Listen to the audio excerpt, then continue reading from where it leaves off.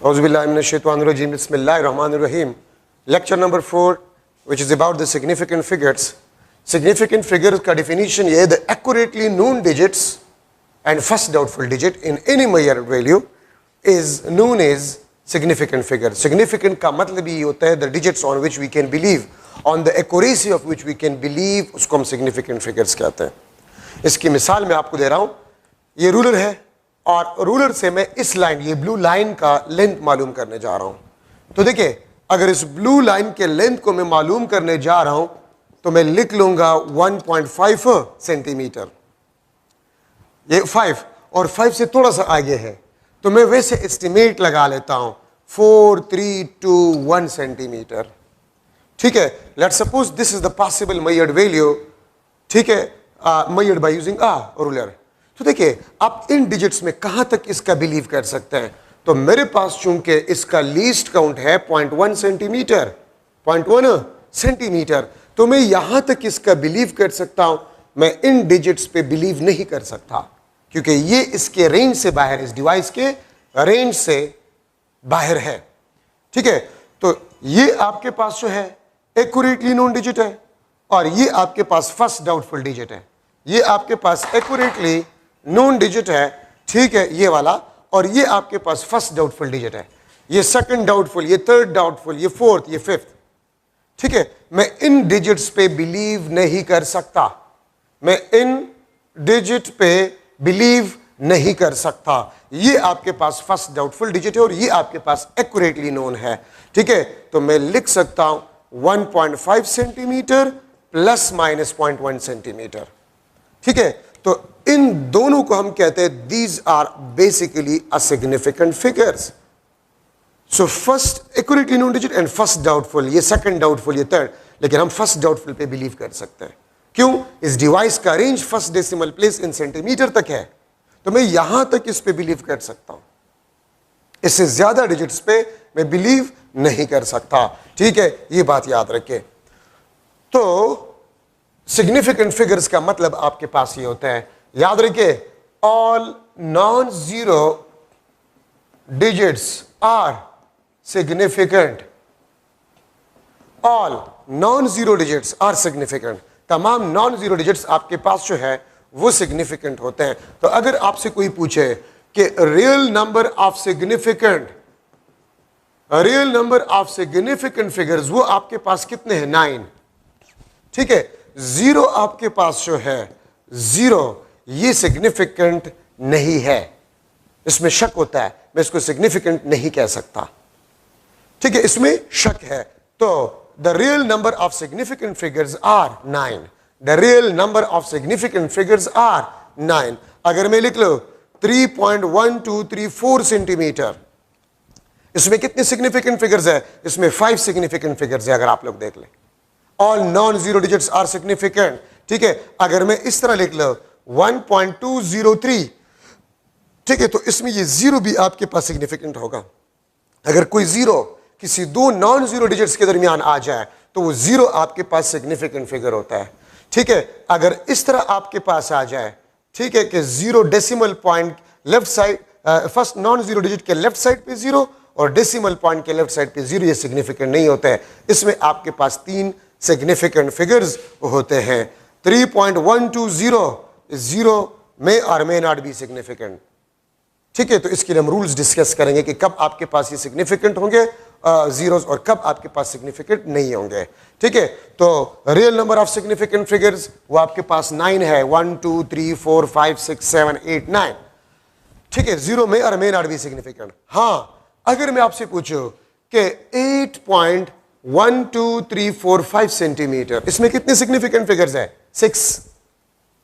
लेकिन अगर मैं आप लोगों से ये पूछ लूं कि इसमें कितने सिग्निफिकेंट फिगर्स है, if this measured value is measured from a ruler, अगर ये रूलर से हमने मेजर किया हो तो फिर इसमें कितने सिग्निफिकेंट फिगर्स होंगे? फिर इसमें आपके पास 2 सिग्निफिकेंट फिगर्स होंगे. अगर मैंने इसको वर्नियर कैलिपर से मेजर किया तो इसमें कितने सिग्निफिकेंट फिगर्स होंगे? 1 2 3. अगर मैंने इसको स्क्रू गेज से मेजर किया है तो फिर 1 2 3 4 सिग्निफिकेंट फिगर्स आपके पास होंगे. अगर आपको लिस्ट काउंट गिवन ना हो या डिवाइस आपको गिवन ना हो या प्रिसीजन ऑफ अ डिवाइस या एक्यूरेसी ऑफ अ डिवाइस आपको गिवन ना हो, तो फिर तो तमाम नॉन जीरो डिजिट सिग्निफिकेंट होंगे, ठीक है। लेकिन अगर आपको यह बताया जाए कि यह पॉसिबल मेजर्ड वैल्यू है मेजर्ड फ्रॉम अ रूलर, तो बावजूद इसके कि ये नॉन जीरो है लेकिन ये सिग्निफिकेंट नहीं होंगे, आपके पास दो सिग्निफिकेंट फिगर्स होंगे, ठीक है। अगर ये वर्नियर कैलिपर से मेजर है तो 1 2 3, अगर स्क्रू गेज से तो 1 2 3 4 सिग्निफिकेंट फिगर्स होंगे, ठीक है। ये बात याद रखिए।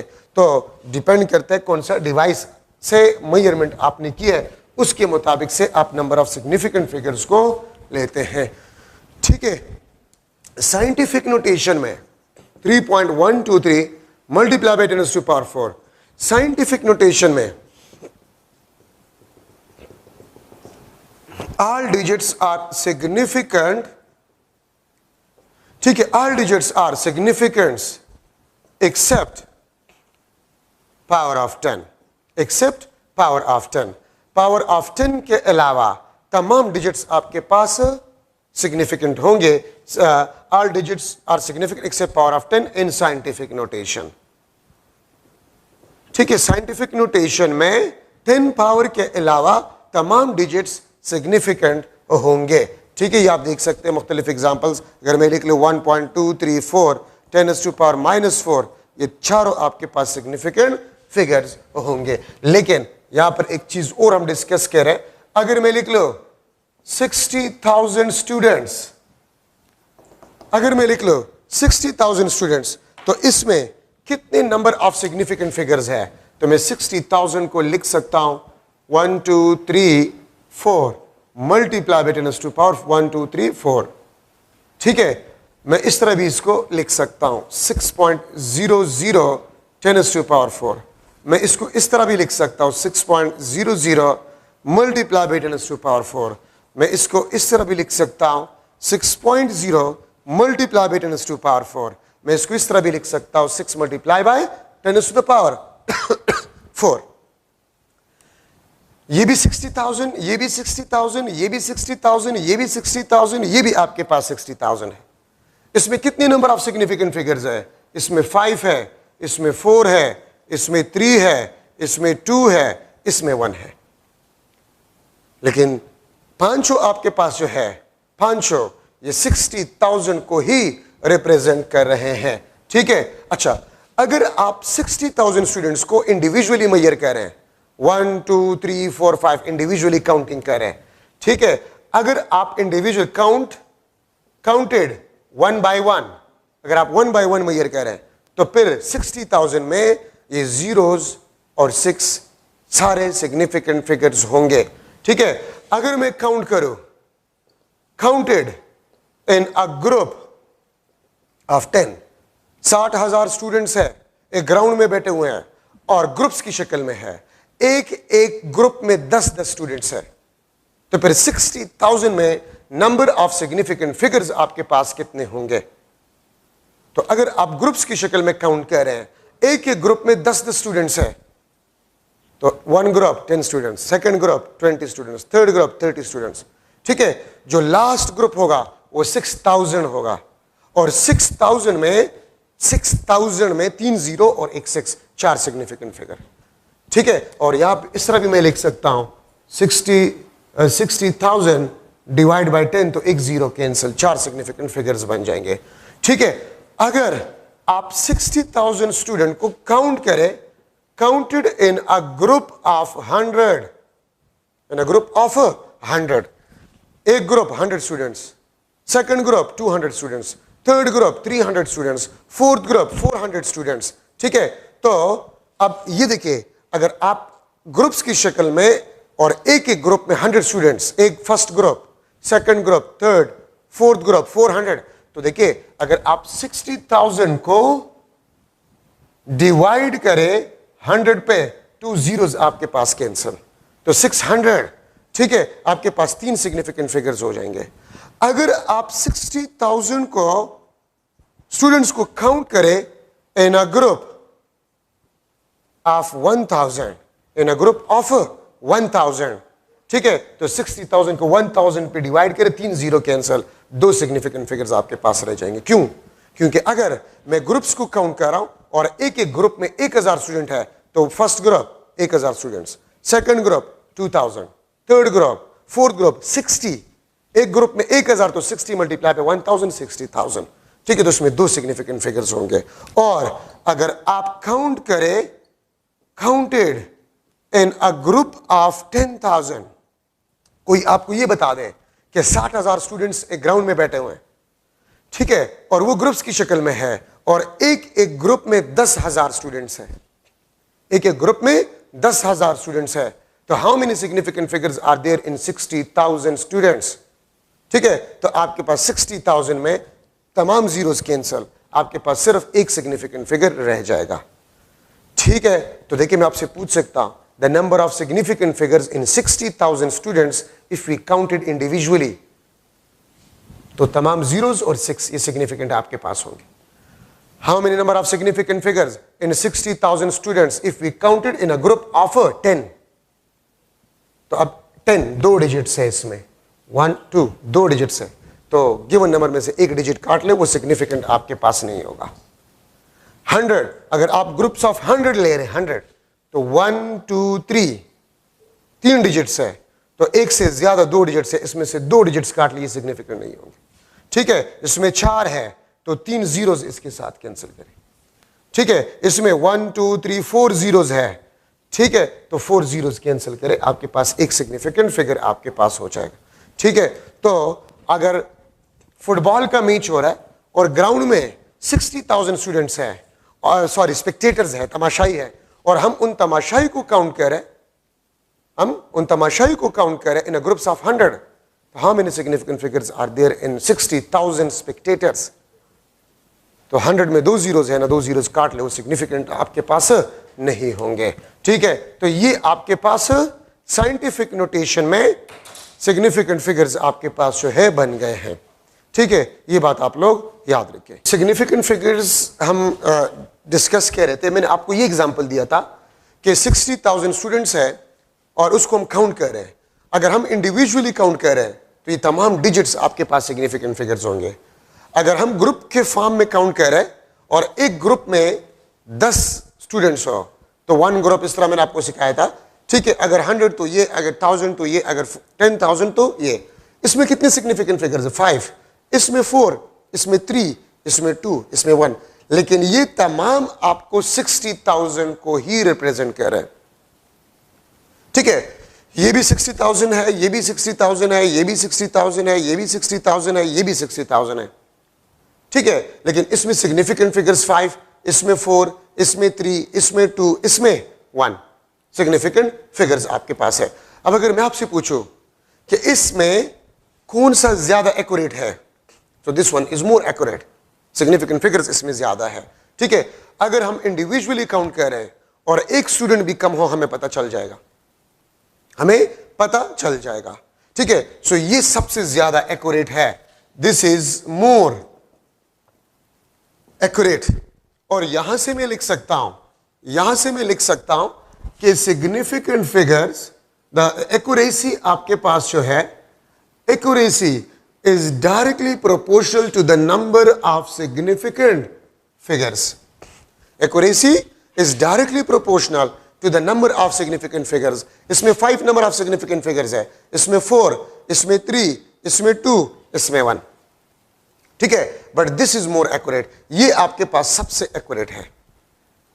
ठीक है, तो जितने ज्यादा नंबर ऑफ सिग्निफिकेंट फिगर्स होंगे उतना आपके पास एक्यूरेसी क्या होगा? ज्यादा होगा। क्यों? आसान सी बात है, अगर हम स्टूडेंट्स को इंडिविजुअली काउंट कर रहे हैं और एक स्टूडेंट भी कम हो, हमें पता चल जाएगा। ठीक है, लेकिन आप जितना ग्रुप को बढ़ा रहे हैं, अब अगर मैं ग्रुप में 100 ले रहा हूं तो 100 तो में 2 कम हो सकते, 3 कम हो सकते हैं। ठीक है, जितना ग्रुप बढ़ता है एक्यूरेसी कम होता जाता है, because number of significant figures कम होते जाते हैं।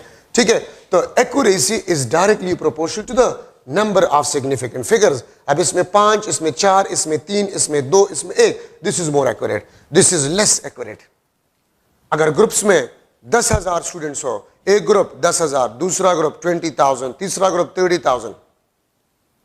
ठीक है, तो 10,000 में अगर 100 स्टूडेंट्स, 200 स्टूडेंट्स भी ग्रुप में कम हो, हमें पता नहीं चल सकता। ठीक है, तो इसका मतलब ये है दिस इज मोर एक्यूरेट, ये आपके पास ज्यादा एक्यूरेट होगा। ठीक है, और वो आपके पास इंपॉर्टेंट कंसेप्ट है, accuracy is directly proportional to the number of significant figures. अच्छा, अब इसमें देखिए MCQ, number of significant figures in 20,000 spectators if counted in a group of 100, ठीक है, if counted in a group of 100 spectators will be dash. तो देखिए दो zeros के साथ कैंसिल, तो इसमें कितने सिग्निफिकेंट फिगर्स रह गए? 3 सिग्निफिकेंट फिगर्स आपके पास रह गए। ठीक है, the number of significant figures in 48,000 eggs if we counted boxes in which 1 dozen eggs kept will be dash। 48,000 अंडे और वो बॉक्सेस में पड़े हुए हैं और उसको हम काउंट करें, लेकिन हम बॉक्सेस को काउंट कर रहे हैं, तो फिर the number of significant figure in 48,000 eggs will be dash। तो डोजन का मतलब आपके पास क्या होता है? 12। इसमें 2 डिजिट्स है, तो 1 डिजिट इसके साथ काट लें। ठीक है, इसके साथ काट लें, तो आपके पास 4 सिग्निफिकेंट फिगर्स होंगे, डोजन। अब एक बात याद रखिए, ग्रुप में एक से ज्यादा जितनी भी डिजिट्स हो, एक से ज्यादा जितनी भी डिजिट्स हो, ठीक है, तो गिवन नंबर में से वो काट ले, वो आपके पास सिग्निफिकेंट फिगर्स नहीं होंगे। ठीक है, अगर मैं लिख लो 1 2 3 4 5 students counted in a group of 1 2 3 students, ठीक है, 1 2 3 students, 1 2 3 4 5 students counted in a group of 1 2 3 students, then number of significant figures, the number of significant figures in total students will be dash। तो आप इसको देख ले, इसमें कितने digits है? 3, तो एक से ज्यादा 2 डिजिट्स ये काट लिए, सिग्निफिकेंट नहीं होंगे। ठीक है, A option 5, B option 4, C option 3, D option 2, तो आपके पास आंसर जो है इसमें 3 सिग्निफिकेंट फिगर्स है। तो याद रखें, ग्रुप्स में एक डिजिट से ज्यादा जितनी भी डिजिट्स हो, तो गिवन नंबर में से आप वो डिजिट्स काट ले, वो सिग्निफिकेंट फिगर्स नहीं होंगे। ठीक है, सो आपके पास सी, ये आपके पास 3, इसमें सिग्निफिकेंट फिगर्स आपके पास 3 है। अच्छा, अब राउंडिंग ऑफ डेटा को हम लेते हैं, rounding off data, rounding off data to right measured value up to appropriate precision or accuracy। ठीक है, तो इसको फिर हम राउंडिंग ऑफ डेटा कहते हैं, bye rounding of some digits. ठीक है, हम कुछ डिजिट्स को राउंड ऑफ करते हैं अप टू एप्रोप्रिएट प्रिसीजन और अप टू एप्रोप्रिएट एक्यूरेसी। ठीक है, डेटा को लिखने के लिए, तो इसको हम राउंडिंग ऑफ डेटा कहते हैं। राउंडिंग ऑफ डेटा मैं लिख लेता हूं 274, ठीक है, 25, बल्कि मैं लिख लेता हूं 275, ठीक है, मैं लिख लेता हूं 285, मैं लिख लेता हूं 287। अगर आपसे कोई ये कह दे कि इसको राउंड ऑफ करे अप टू 2 सिग्निफिकेंट फिगर्स, और ठीक है, बल्कि 2 सिग्निफिकेंट फिगर्स ही बस मैं लिख लेता हूं, 2 सिग्निफिकेंट फिगर्स तक आप इसको राउंड ऑफ करें, यहां तक आप इसको राउंड ऑफ करें। ठीक है, यहां तक आप इसको राउंड ऑफ करें, यहां तक आप इसको राउंड ऑफ करें, यहां तक आप इसको राउंड ऑफ करें, इसको हम राउंडिंग ऑफ डिजिट कहते हैं, इसको हम राउंडिंग ऑफ डिजिट कहते हैं, इसको हम राउंडिंग ऑफ डिजिट। अगर हम 2 सिग्निफिकेंट फिगर्स तक, ठीक है, या मैं अगर इसमें डेसिमल पॉइंट भी लगा लूं इसमें, तो round off up to 2 significant figures और 1 डेसिमल प्लेस, एक ही बात है। ठीक है, आप इन मेजर्ड वैल्यूज को राउंड ऑफ करें अप टू 1 डेसिमल प्लेस या up to 2 significant figures, up to 2 significant figures. तो देखिए एक बात याद रखिए, if rounding off digit is less than 5, अगर राउंडिंग ऑफ डिजिट 5 से कम हो तो खत्म करें, ठीक है, और आप लास्ट डिजिट तक नंबर को उसी तरह ही लिख लें, ठीक है। अगर राउंडिंग ऑफ डिजिट आपके पास 5 हो, ये देखिए 5, ये देखिए 5, राउंडिंग ऑफ डिजिट अगर आपके पास 5 हो, ठीक है, एंड लास्ट रिटेन डिजिट वो आपके पास ऑड हो, ये लास्ट रिटेन डिजिट, ये लास्ट रिटेन डिजिट, ये लास्ट रिटेन डिजिट, ये लास्ट रिटेन जिसको आप रखेंगे, ठीक है, तो फिर लास्ट रिटेन डिजिट के साथ आप 1 को क्या करें, ऐड करें, ठीक है। If last retained digit is even, अगर लास्ट रिटेन डिजिट आपके पास इवन हो तो फिर याद रखिए लास्ट रिटेन डिजिट के साथ आप 0 को ऐड करेंगे, मींस नो चेंज। आप ये देखिए, ये आपके पास राउंडिंग ऑफ डिजिट है 5 है और ये लास्ट रिटेन डिजिट है, ये ऑड है, तो आपके पास आंसर हो जाएगा, ठीक है, ऑड है तो इसके साथ 1 ऐड करें तो 7 + 1 8, 2.8 आपके पास आंसर होगा। अब ये इवन है और राउंडिंग ऑफ डिजिट 5 है तो इवन को आप इवन ही छोड़ लें, ठीक है। अगर आपके पास rounding off digit greater than 5 हो, अब 5 से ज्यादा है, तो लास्ट रिटेन डिजिट के साथ आप 1 को ऐड करें, ये आपके पास आंसर होगा। अगर राउंडिंग ऑफ डिजिट 5 से कम हो, ठीक है, तो उसको खत्म करें और लास्ट रिटेन डिजिट के साथ लास्ट रिटेन डिजिट को उसी तरह ही लिख लें। अगर राउंडिंग ऑफ डिजिट 5 हो तो फिर 2 रूल्स है, अगर लास्ट रिटेन डिजिट ऑड हो तो ऑड के साथ 1 ऐड करें, अगर इवन हो तो 0 ऐड करें, मींस चेंज ना करें, और अगर राउंडिंग ऑफ डिजिट 5 से ज्यादा हो तो फिर ऑड और इवन वाला कहानी नहीं होता, ठीक है। आप ऑड हो या इवन हो, बस 1 उसके साथ ऐड करें और आप नंबर को लिख लें। तो लास्ट रिटेन डिजिट के साथ आपने 1 को ऐड करना होगा, ठीक है। ये आपके पास राउंडिंग ऑफ डिजिट के रूल्स है। अब एक बात याद रखिए, जो रूल हमने 5 के लिए पढ़ लिया, अगर आप 2 नंबर्स को राउंड ऑफ करें, फॉर एग्जांपल मैं यहां पर लिख लेता हूं 42, मैं अब 2 नंबर्स को राउंड ऑफ करूंगा, 42, 50, ये आपके पास 50, ये लेट्स सपोज 71। अब अगर मैं 2 नंबर्स को राउंड ऑफ कर रहा हूं तो 2 नंबर्स को अगर आप राउंड ऑफ करें तो 5 का रूल फिर आप 50 के लिए इस्तेमाल करेंगे। हमने जो 5 का रूल सीखा, अगर आप 2 नंबर्स को एक साथ में राउंड ऑफ करना चाहते हैं तो फिर 5 का रूल आप 50 के लिए इस्तेमाल करेंगे, ठीक है। अगर आप 3 नंबर्स को राउंड ऑफ करें 500, अगर आप 4 नंबर्स को राउंड ऑफ करें 5000, 50,000, इस तरह जाते जाए, ठीक है। अब देखिए 42 लेस देन 50 है तो आपके पास वही 5 से कम उड़ा दे, 50 वही ऑड इवन वाला किस्सा है, वही ऑड और इवन वाला किस्सा है। अगर ये मैं 50 लिख लो, ठीक है, तो यही वाला किस्सा है आपके पास। अगर 50 से ज्यादा हो तो फिर आपके पास 1 ऐड करें लास्ट रिटेन डिजिट के साथ, आपके पास आंसर आ जाएगा। अगर मैं लिख लो लेट्स सपोज 5.12345, यहां तक राउंड ऑफ करें सेकंड डेसिमल प्लेस तक, तो मैंने इन तीनों को एक साथ में खत्म करना होगा।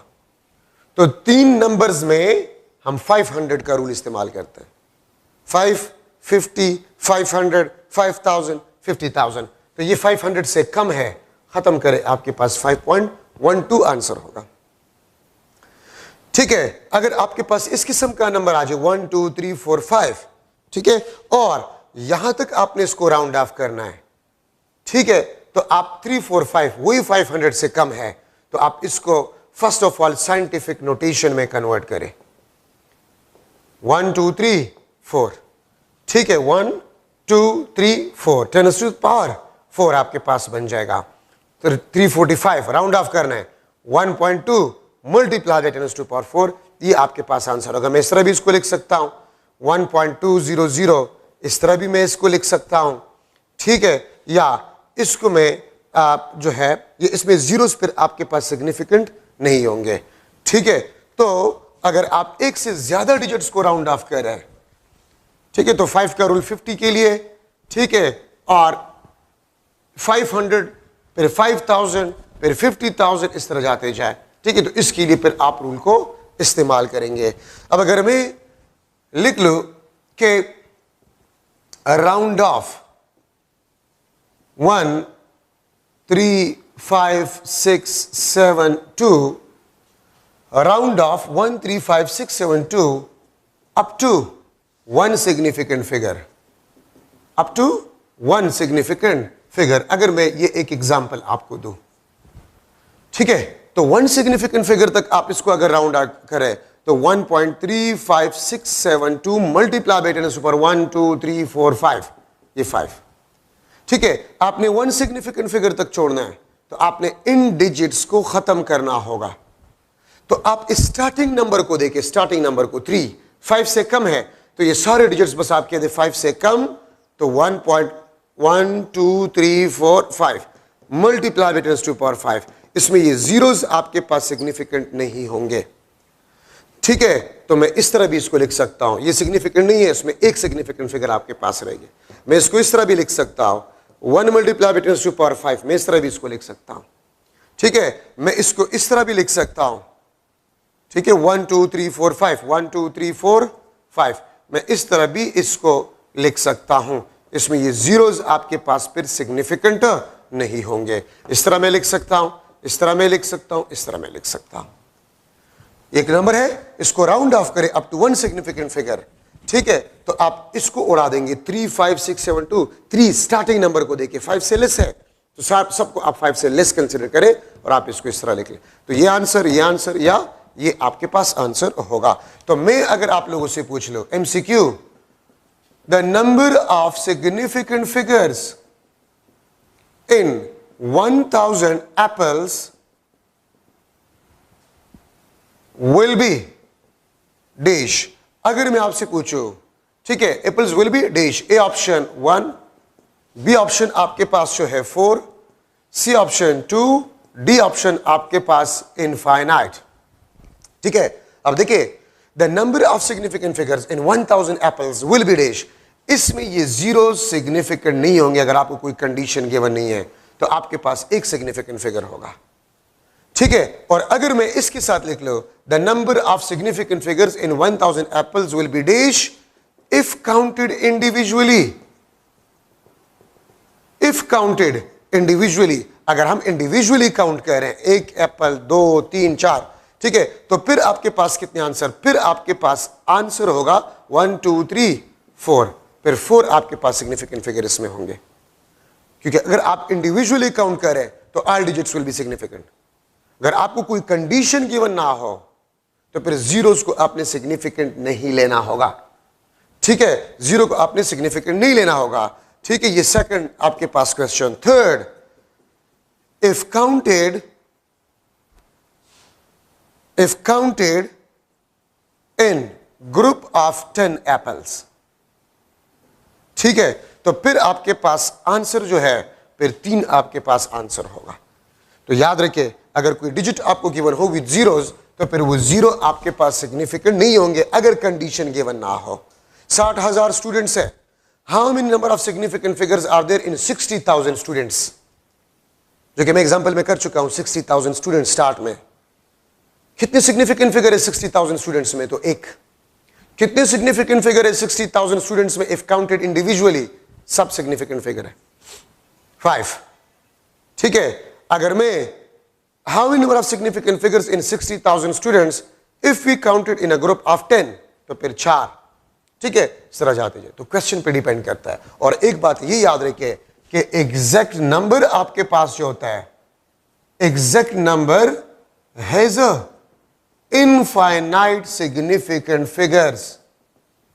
अगर आपसे ये पूछ लिया जाए how many number of significant figures in exact number 20, in exact number 2, in exact number 5, तो infinite number of significant figures. आप पाई में देखिए, पाई इज इक्वल टू 3.1415 और इस किस्म का एक निशान होता है कैलकुलेटर में। तो पाई में आपके पास क्या होता है, infinite number of significant figure. तो जब तक आपको ये ना बता, देखिए मैं अगर आपसे पूछूं the number of significant figure in 1000, अगर आपसे पूछूं 1000 में कितने सिग्निफिकेंट फिगर्स है, 1000 में कितने सिग्निफिकेंट फिगर है, तो एक, ये जीरो नहीं होंगे। अगर मैं आपसे पूछूं कि how many number of significant figures in 1000, in 1000 exact number, तो इनफाइनाइट। अगर 1000 के साथ लिख लिया जाए एग्जैक्ट नंबर या प्योर नंबर तो फिर इनफाइनाइट। लेकिन अगर प्योर नंबर या एग्जैक्ट नंबर की बात ना हो तो फिर आम रूल्स के मुताबिक से आप देखेंगे कि कितने सिग्निफिकेंट फिगर्स आपके पास होंगे। ठीक है, लेकिन अगर मैं आपसे पूछूं the number of significant figures in exact number, तो आपके पास इनफाइनाइट। ठीक है, इनफाइनाइट आपके पास सिग्निफिकेंट नंबर एग्जैक्ट नंबर में आपके पास होंगे। The number of significant figure in 1000, तो 1 आपके पास सिग्निफिकेंट फिगर होगा। अच्छा, एडिशन एंड, अच्छा एक और चीज भी यहां पर याद रखिए, अगर मैं लिख लो MCQ the number of significant figures, the number of significant figures in 100.0, बल्कि मैंने 100 पॉइंट लिख लिया, will be dash। अगर आपने 0.0 भी लिखे तब भी ठीक है, नहीं लिखे तब भी ठीक है। Option 1, B option 4, C option 3, D option आपके पास जो है इनफाइनाइट। तो अगर डेसिमल पॉइंट लिखा गया है तो डेसिमल पॉइंट अगर लिखा गया तो इसका मतलब ये है कि ये सिग्निफिकेंट है। अगर मैं लिख लो 100 में कितने सिग्निफिकेंट फिगर है, 1, ये 0 नहीं है। अगर मैंने लिख लिया 100 डेसिमल पॉइंट तो फिर ये तीनों सिग्निफिकेंट फिगर अगर आपने डेसिमल पॉइंट लगा लिया। ठीक है, तो ये बात भी याद रखिए। Addition and subtraction rule for significant figures, addition and subtraction rule for significant figure, तो याद रखिए लास्ट रिजल्ट या final result must contains as much number of decimal places is present in less precise Maillard value। Addition और subtraction rule है आपके पास, last result या final result must contain as much number of decimal places is present in less precise Maillard value। क्या मतलब है, अगर मैं लिख लो 5.1234 सेंटीमीटर प्लस 2.3 सेंटीमीटर, तो देखिए ये आपके पास लेस प्रिसाइज है। ये क्यों लेस प्रिसाइज है, इसमें एक डेसिमल प्लेस है। ये आपके पास मोर प्रिसाइज है, इसमें 1 2 3 4 डेसिमल प्लेसेस है। ये लेस प्रिसाइज, इसमें एक डेसिमल प्लेस, क्योंकि मैंने आपको लिखवाया था कि precision is directly proportional to the number of decimal places, अगर आप लोगों को याद हो तो देखिए 5 + 2 7.4234 सेंटीमीटर। आपने एक डेसिमल प्लेस तक इसको रखना होगा, तो 2 3 4 को आपने राउंड ऑफ करना होगा। तो ये आंसर नहीं है, आंसर आपके पास ये है, ये आपके पास एप्रोप्रिएट आंसर है। याद रखिए एडिशन और सब्ट्रैक्शन में जिस मेजर्ड वैल्यू में कम से कम डेसिमल प्लेसेस होंगे तो लास्ट रिजल्ट में भी आपने उतने ही डेसिमल प्लेसेस छोड़ने होंगे। इसमें एक डेसिमल प्लेस है तो हमने एक डेसिमल प्लेस छोड़ा। ठीक है, अगर मैं लिख लो 6.1234 सेंटीमीटर प्लस 3.26 प्लस 1.5 सेंटीमीटर। अब देखिए इसमें एक डेसिमल प्लेस है तो 6 + 3 9, ये आपके पास 10, 6 7 8 3 4 सेंटीमीटर। इसमें ये लेस प्रिसाइज है तो आपने यहां तक इसको छोड़ना होगा, इसको राउंड ऑफ करें तो 10.9 सेंटीमीटर, ये आपके पास आंसर। ठीक है, मैं आपसे पूछ सकता हूं MCQ the number of significant figures in final result of 62.756 centimetre plus 22.39 centimetre plus 8.7 centimetre will be dash. Number of significant figures आपके पास जो है वो कितने होंगे? ठीक है, तो मैं लिख लेता हूं ए ऑप्शन 4, 3, 2 और डी ऑप्शन आपके पास जो है 5। तो कितने सिग्निफिकेंट फिगर्स आपके पास होंगे? तो अगर आप देखें 62 प्लस 22 प्लस 8, तो 22 प्लस 8 30, ठीक है, और 60 प्लस 30 90, 92 पॉइंट समथिंग आपके पास आता है। डेसिमल प्लेसेस कितने हैं? एक है, तो एक तो डेसिमल प्लेस होगा, एक तो आपके पास डेसिमल प्लेस होगा, मैं डी लिख लूंगा, ठीक है, और दो आपके पास डिजिट्स है, ठीक है। देखिए 62.756, 22.39, 8.7, तो 6, ये 9, 10, ये आपके पास 14, 8, ये आपके पास 11 और 7, 18, 8, 9, 10, 11, 12, 13, ठीक है, 6, 7, 8, 9, ठीक है। अब आपने एक डेसिमल प्लेस छोड़ना होगा, तो आपके पास 93.8, तो 3 सिग्निफिकेंट फिगर्स आपके पास होंगे। डेसिमल प्लेस एक होगा, डेसिमल प्लेस एक होगा, लेकिन सिग्निफिकेंट फिगर्स आपके पास 2 होंगे। डेसिमल प्लेस एक होगा, लेकिन सिग्निफिकेंट फिगर आपके पास जो है वो 3 होंगे, ठीक है। अब देखिए, तो मैंने सोल्यूशन कर ली, सोल्यूशन की जरूरत नहीं है। अगर आप में आप तेज है तो 62 प्लस 22 प्लस 8 100 से ज्यादा नहीं आएगा, 100 से कम आएगा, और 100 से कम नंबर में 2 डिजिट्स और एक डेसिमल प्लेस, रूल के मुताबिक से एक डेसिमल प्लेस, तो 2 डिजिट्स और एक डेसिमल प्लेस, 3 सिग्निफिकेंट फिगर्स होंगे, 3 सिग्निफिकेंट फिगर्स आपके पास होंगे। अगर मैं आपसे पूछूं the number of decimal places in a final result, number of decimal places कितने होंगे फाइनल रिजल्ट में? तो 1। नंबर ऑफ सिग्निफिकेंट फिगर्स कितने होंगे? 3। नंबर ऑफ डेसिमल प्लेसेस आपके पास जो है वो 1 होंगे। तो ये आपके पास एडिशन और सब्ट्रैक्शन रूल।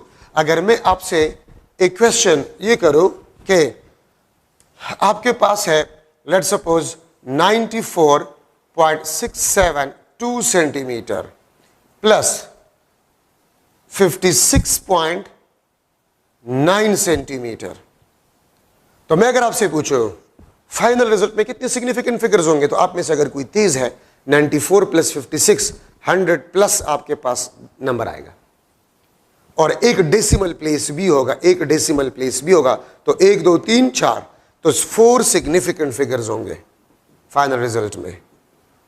फाइनल रिजल्ट में 4 आपके पास सिग्निफिकेंट फिगर्स है, ठीक है, और 1 आपके पास जो है वो डेसिमल प्लेस होगा, ठीक है। तो ये आपके पास जो है एडिशन और सब्ट्रैक्शन रूल में the final result must contain as much number of decimal places is present in less precise measured value.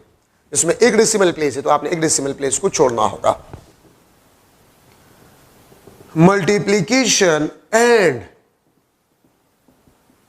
Division rule, इसको आप इस तरह लिखेंगे, last result must contains as much number of significant figures is present in less accurate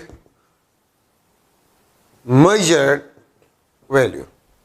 देखिए, addition और subtraction में हम precision को देखते हैं, और मल्टीप्लिकेशन और डिवीजन रूल में हम नंबर ऑफ सिग्निफिकेंट फिगर्स को देखते हैं, ठीक है।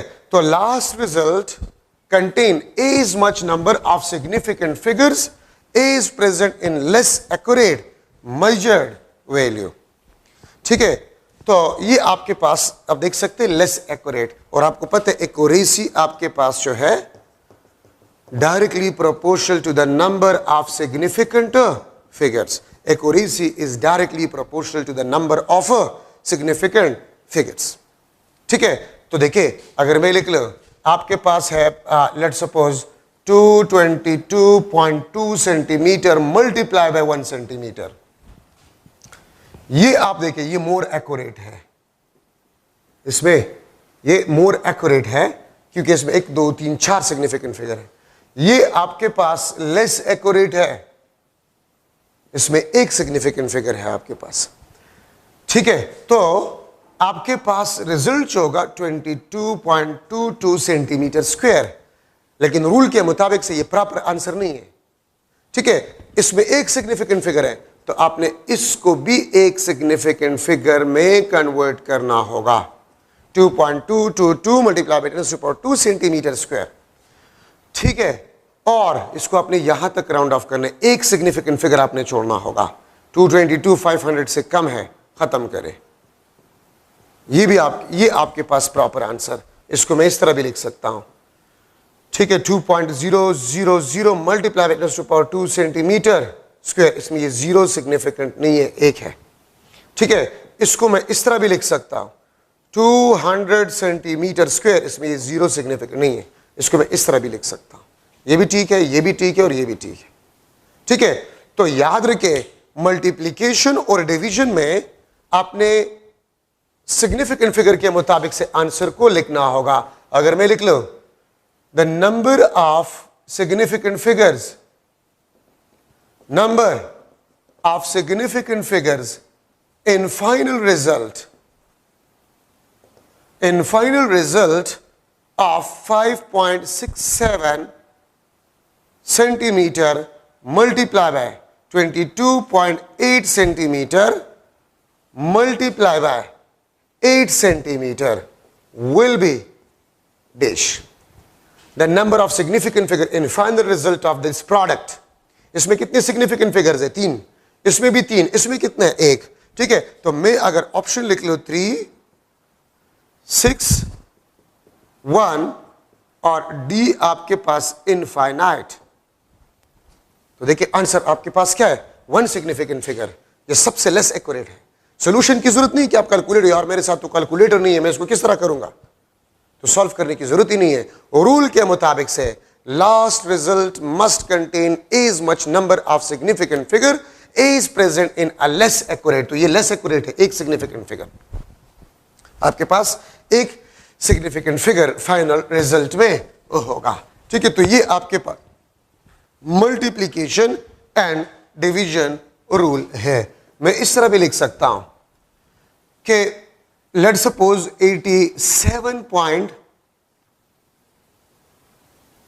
87.56 centimeter multiply by 1 centimeter is equal to dash। मैं ये ऑप्शन लिख लेता हूं 87.56 सेंटीमीटर स्क्वायर। बी ऑप्शन आपके पास जो है 8.756 multiply by 10⁻1 centimetre square. C option आपके पास जो है सी ऑप्शन आपके पास 9 मल्टीप्लाई बाय 10⁻1 सेंटीमीटर स्क्वायर। ठीक है, और डी ऑप्शन आपके पास जो है that is 87.56 multiply by 10⁻1 centimetre square. ठीक है, तो आपके पास आंसर जो है वो क्या है? What is the answer? नुकुरे, ये प्रोडक्ट है, इसमें एक सिग्निफिकेंट फिगर है, इसमें 4 है, तो रिजल्ट में एक सिग्निफिकेंट फिगर होना चाहिए, तो इसमें एक से ज्यादा ये भी नहीं है, ये भी नहीं है।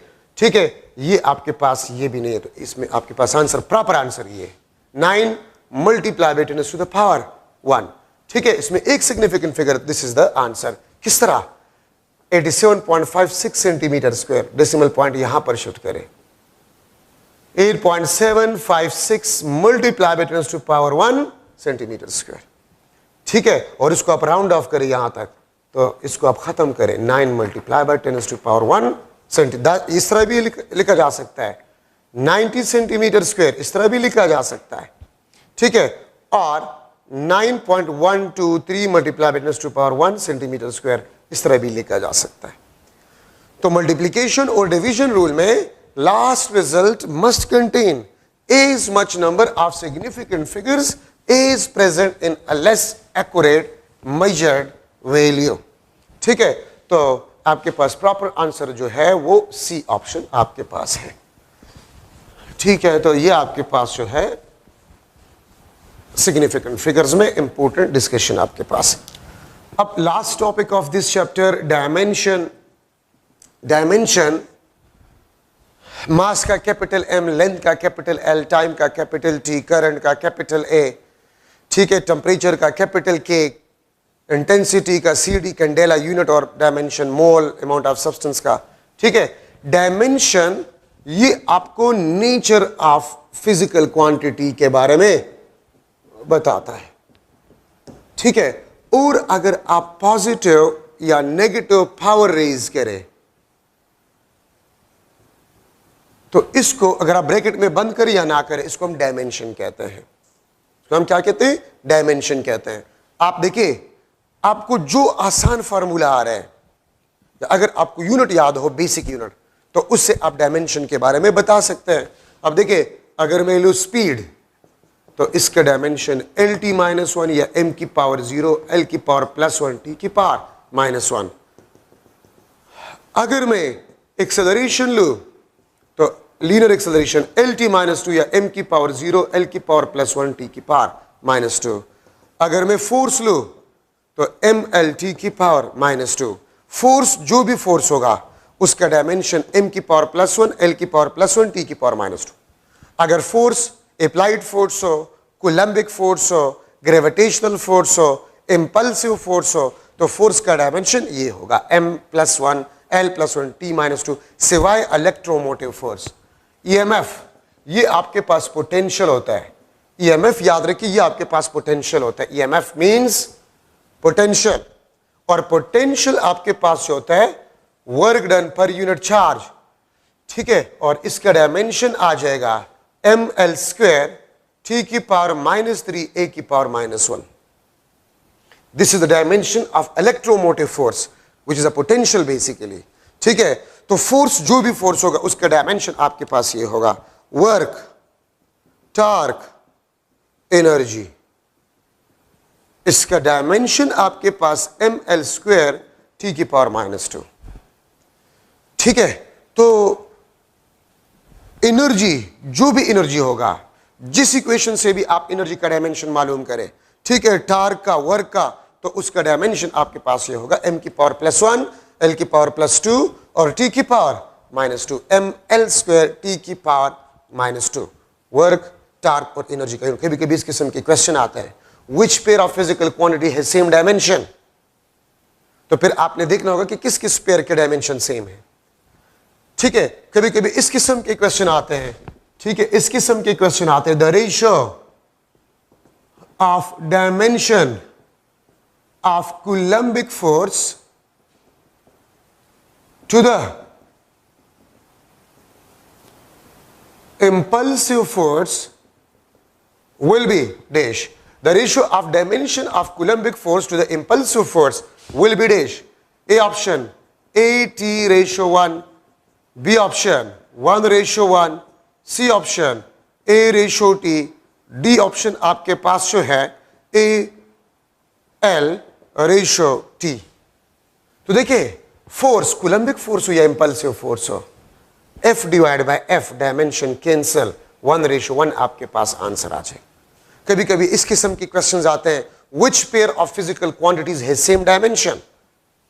तो फिर आपने पेयर्स में ढूंढना होगा कि किस किस, अगर मैं पेयर बनाऊं वर्क, टार्क, ठीक है, एनर्जी, और दूसरा पेयर में रख लूं इलेक्ट्रोमोटिव फोर्स, ठीक है, तीसरा ऑप्शन में रख लूं फोर्स, ठीक है, और एनर्जी, इस तरह। तो आपने फिर पेयर को ढूंढना होगा कि किस पेयर का डायमेंशन आपके पास जो है वो सेम है, ठीक है। तो वो तो आपने डायमेंशन याद करने होंगे, इसमें कोई वो टेक्निक नहीं है कि मैं आपको बता दूं, ठीक है। सो डायमेंशन आपको नेचर के बारे में बताते हैं। अगर मैं लिख लो कि 1 kilometre is equal to 1 micrometre, तो मैं इसको लिख सकता हूं कि ये आपके पास डायमेंशनली सेम है या इक्वल है या होमोजीनियस है, या होमोजीनियस है। क्यों?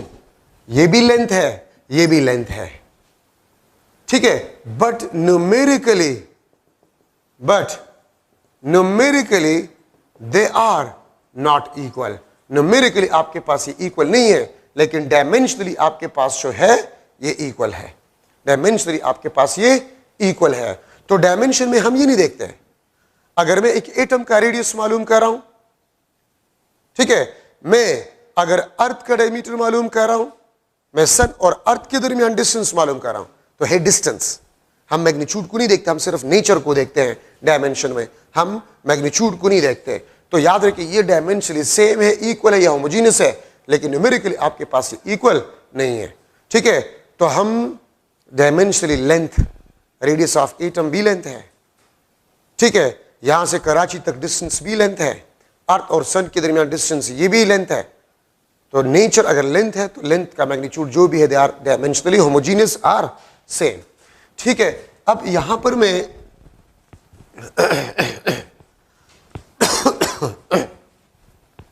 लिख रहा हूं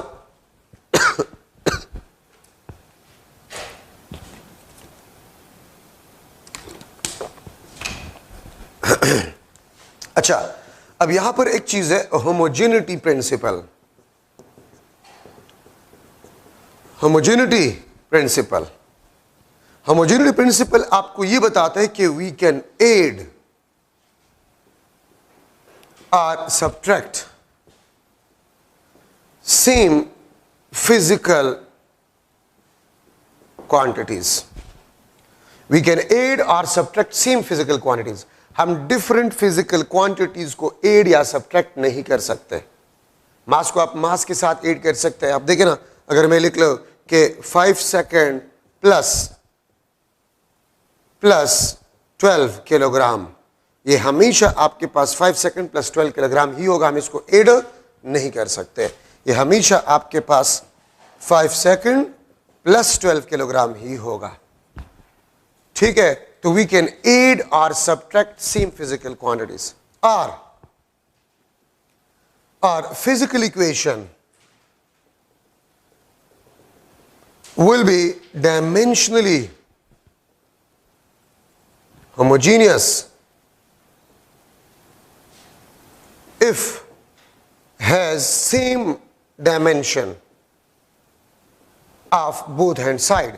अगर दोनों साइड का डायमेंशन आपके पास सेम हो, ठीक है, तो फिर उस फिजिकल इक्वेशन को हम डायमेंशनली होमोजीनियस कहेंगे। आप ये देखिए, E is equal to MC square, ठीक है। अगर आप इस साइड का भी ले, ये भी आपको ml स्क्वायर t की पावर -2, ये भी आपको ml स्क्वायर t की पावर -2, तो it mean this is correct, dimensionally correct है, ठीक है। अगर मैं लिख लो E is equal to MC, तो ये साइड आपको ml स्क्वायर t की पावर -2 देगा और ये आपको mlt -1 देगा। सो ये आपके पास डायमेंशनली होमोजीनियस या करेक्ट नहीं है, ठीक है। अगर मैं लिख लो, आप इसको चेक करें, S is equal to half A square T square, क्या ये डायमेंशनली होमोजीनियस है? तो इस साइड का डायमेंशन L है और इस साइड का डायमेंशन L स्क्वायर T की पावर -2, ठीक है। तो आपके पास ये डायमेंशनली होमोजीनियस नहीं है, ठीक है। तो कोई भी फिजिकल इक्वेशन डायमेंशनली होमोजीनियस होगा अगर उस इक्वेशन के दोनों साइड के डायमेंशन सेम हो, ठीक है। या मैं आपको ये भी कह सकता हूं कि कोई भी इक्वेशन डायमेंशनली होमोजीनियस होगा अगर दोनों साइड्स के डायमेंशन आपके पास क्या हो, सेम हो, ठीक है। अगर मैं एक MCQ बना लूं कि लेट्स सपोज आपके पास है force is equal to AT plus B divide by C plus S, ठीक है। Homogeneous equation, this is homogeneous equation of force where T is time, S is distance and A, B, C are unknown parameters, are unknown parameters, then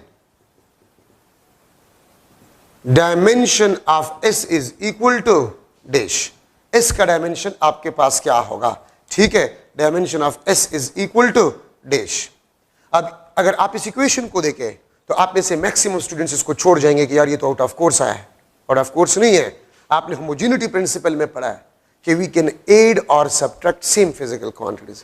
हम different physical quantities को add या subtract नहीं कर सकते। तो आप सीधी के देखे सी एस के साथ, वेयर एस इज डिस्टेंस, इसके साथ एड हो रहा है और आपको बताया गया है कि इक्वेशन होमोजीनियस है। तो अगर सी एस के साथ एड हो रहा है और इक्वेशन होमोजीनियस है तो सी का dimension of C, not S, C का डायमेंशन आपके पास क्या होगा? ठीक है, ए ऑप्शन आपके पास जो है एल एम एल टी की पावर -2, सी आपके पास टी और डी आपके पास जो है none of this, none of this. तो सी किस चीज के साथ एड हो रहा है? एस के साथ एड हो रहा है, एस डिस्टेंस। ठीक है, डिस्टेंस का डायमेंशन क्या है? एल। तो आपको इक्वेशन को देखकर आप कहेंगे कि आउट ऑफ कोर्स, लेकिन आउट ऑफ कोर्स नहीं है। ठीक है, आप होमोजेनिटी प्रिंसिपल इस्तेमाल करें, सी एस के साथ एड हो रहा है, एस इज डिस्टेंस, तो सी का डायमेंशन आपके पास डिस्टेंस का डायमेंशन होगा। ठीक है, अगर मैं आपसे पूछूं एमसीक्यू के what will be equation of speed of waves in a string where T is tension, ठीक है, T is tension, L is length, M is mass, rho आपके पास जो है this is a density. What will be the equation of speed of wave in a string where T is tension, L is length, M is mass and rho आपके पास है this is a density.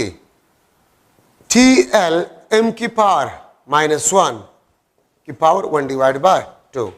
B option आपके पास T into density m 1 divided by 2. C option T density m divided by L और D आपके पास none of these. तो अब आप question को देखिए, आपसे ये पूछ रहा है कि स्पीड का फॉर्मूला कौन सा होगा। तो आप देखिए, आप एक एक इक्वेशन का डायमेंशनल एनालिसिस करेंगे तो जो इक्वेशन आपको स्पीड का डायमेंशन देगा वही फॉर्मूला करेक्ट ऑप्शन होगा। ठीक है, तो मैं इस ए का कर लेता हूं, T tension force, M L T की पावर -2, ठीक है, एल एम की पावर -1 कैंसल, ये आपके पास एल स्क्वायर टी की पावर -2 और पावर भी है 1/2, पावर भी है 1/2, तो ये आपके पास एल टी की power -1। So this is the correct option.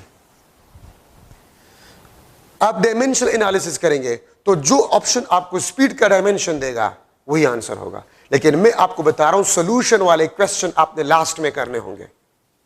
इसमें अगर किसी को फॉर्मूला नहीं आ रहा तो फिर वो सोल्यूशन करेगा मजबूरन और सोल्यूशन आपसे टाइम लेगा।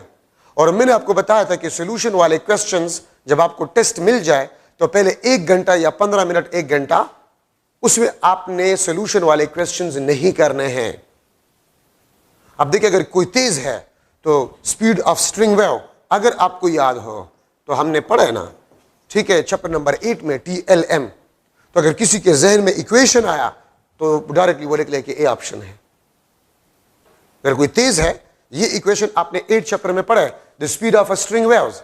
तो आप में से अगर कोई तेज है और उसको फॉर्मूले याद है तो वो सोल्यूशन नहीं करेगा, वो डायरेक्टली इसको देख लेगा, हाँ यार ये आंसर आ रहा है डायमेंशन, तो फिर सोल्यूशन की जरूरत नहीं। अगर फार्मूला आपके जहन में आ गया तो करे, नहीं आया तो इस किस्म के सोल्यूशन वाले क्वेश्चन आपने टेस्ट के लास्ट में छोड़ने होंगे। याद रखें, बहुत कम ऐसे एमसीक्यूज होते हैं जिसमें सोल्यूशन होता है, तो सोल्यूशन वाले एमसीक्यूज टेस्ट में आपने लास्ट में छोड़ने हैं। अच्छा, ये बात याद रखें। टेक दैट टाइम पे नज़ाया के स्टार्ट के तो सोल्यूशन वाले क्वेश्चन बने के स्टार्ट के। अगर मैं आपसे पूछूं एक और एमसीक्यू, लेट्स सपोज आपके पास है f is equal to m की पावर a, v की पावर b, r की पावर c, होमोजीनियस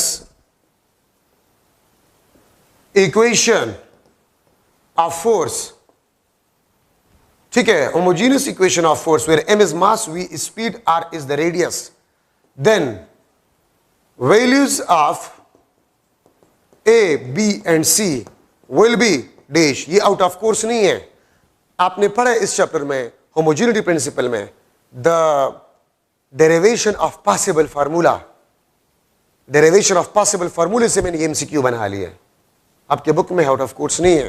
ठीक है, तो आपके पास ए बी सी के पावर आपके पास क्या होंगे, 1 1 1, बी ऑप्शन 1 -1 1, सी ऑप्शन 1 2 -1, और डी ऑप्शन आपके पास जो है दैट इज 2 1 -1। ठीक है, तो इसमें ए बी सी, तो देखिए अगर आप में से कोई तेज स्टूडेंट है, तेज, तो ऐसा कौन सा इक्वेशन है फोर्स का जिसमें मास, वेलोसिटी और रेडियस हो, तो centripetal force mv² divide by r, और इसको मैं लिख सकता हूं mv² r की पावर -1, तो 1 2 -1। अगर कोई तेज है वो डायरेक्टली लिख लीजिए, यार ये तो सेंट्रीपिटल फोर्स की इक्वेशन है। आप में से कोई तेज है तो इक्वेशन कौन सा है, ऐसा कोई इक्वेशन आपने पढ़ा है, मास, वेलोसिटी और r, यस सेंट्रीपिटल फोर्स, तो डायरेक्टली उसको पता चलेगा ये आंसर है, सोल्यूशन की जरूरत ही नहीं है। लेकिन अगर आपको याद नहीं है और आप इसको सॉल्व करना चाहते तो लास्ट 20 मिनट में सोल्यूशन वाले क्वेश्चन आप करेंगे, लास्ट 20 मिनट्स में सोल्यूशन वाले क्वेश्चन आप करेंगे अगर टाइम रह गया, वरना अगर टाइम नहीं रहा और एक 10 आपने सोल्यूशन वाले एमसीक्यूज केमिस्ट्री और फिजिक्स में नहीं किए तो कौन सी क़यामत आ जाएगी। तो सोल्यूशन वाले क्वेश्चंस आप कम से कम करें। ठीक है, तो फिर आप क्या करेंगे, आप डायमेंशनल एनालिसिस करेंगे। अगर आपको फार्मूला याद नहीं है तो फिर आप डायमेंशनल एनालिसिस, ये फोर्स है, फोर्स का डायमेंशन होता है mlt-2, मास m की power a, velocity dimension lt-1 की power b, r length, c mlt की पावर -2, m की पावर a, l की पावर b, t की पावर -b, l की पावर c। ठीक है, तो mlt की पावर -2, ma, l की power b plus c, t की पावर -b। अब पावर को कंपेयर करें, यहां पर 1, यहां पर 1, तो a इज इक्वल टू 1 1 1 1, ये 2 आ गई तो ये तो नहीं है। फिर देखिए t की पावर -b है और यहां 2, तो b आपके पास 2, तो b 2, देखिए इसमें 2 है, बाकी किसी में 2 नहीं है, बस सॉल्व करने की जरूरत नहीं है, यही आपके पास आंसर। ठीक है, तो ये आपके पास एक और मॉडल एमसीक्यू है डायमेंशनल एनालिसिस में। ठीक है, डेरिवेशन ऑफ पॉसिबल फार्मूले से मैंने निकाल लिया है। ठीक है, अब इसके बाद आपके पास है डायमेंशनलिस्ट क्वांटिटीज, वो क्वांटिटीज जिसके डायमेंशन ना हो उसको हम डायमेंशनलिस्ट कहते हैं। ठीक है, तो डायमेंशनलिस्ट क्वांटिटीज आपके पास कौन से हैं, dimensionless quantities which has a no dimension। ठीक है, all trigonometric ratios, all trigonometric ratios। ठीक है, strain, plane angle theta, theta plane angle, solid angle s। ठीक है, आपके पास रिफ्रैक्टिव इंडेक्स, रिफ्रैक्टिव इंडेक्स पाई, एक्सपोनेंशियल कांस्टेंट ई। ठीक है, नंबर्स 1 2 3 4 5। ठीक है, ये आपके पास डायमेंशनलिस्ट क्वांटिटीज है विच हैज नो डायमेंशन। और याद रखिए जरूरी नहीं है कि जिस क्वांटिटी का डायमेंशन ना हो तो उसका यूनिट भी नहीं होगा। आप प्लेन एंगल देखिए उसका डायमेंशन नहीं है लेकिन यूनिट है रेडियन, सॉलिड एंगल उसका डायमेंशन नहीं है लेकिन यूनिट है। ठीक है, so these are the important points in chapter number 1। ठीक है, आपका चैप्टर नंबर 1 खत्म हो गया है। इंशाल्लाह हम वेक्टर चैप्टर शुरू करेंगे नेक्स्ट लेक्चर में। ठीक है, तो चैप्टर नंबर 2 को थोड़ा सा पढ़ ले, वेक्टर्स को, उसको हम इंशाल्लाह स्टार्ट करेंगे। Thank you so much.